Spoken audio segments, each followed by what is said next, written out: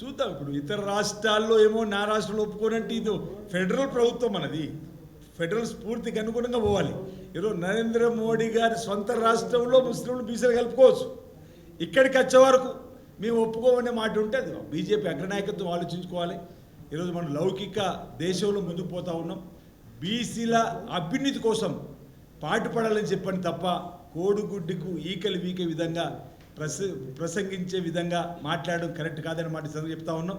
ఈరోజు పక్కన ఆంధ్రప్రదేశ్లో భారతీయ జనతా పార్టీ మద్దతు ఉన్న కాడ రంజాన్ మాసంలో కాస్త ముందుకు వెళ్ళడానికి అవకాశం ఇస్తారట, ఇక్కడ అవకాశం ఇస్తే ఇదే పద్ధతి చెప్పనమాట. అంటే ప్రతిదీ కూడా సందర్భాన్ని బట్టి ఈరోజు ప్రజలను విడదీసి లబ్ధి పొందాలని చూస్తూ ప్రజలన్నీ కూడా గ్రహిస్తున్నారు. అందుకే ఆప్కా బార్ 400 అంటే 240 సీట్లకే పరిమితం అయిపోయింది. వచ్చే ఎన్నికల్లో ఆ మాత్రం కూడా సీట్లు రాక ప్రభుత్వం పడిపోవడం ఖాయం.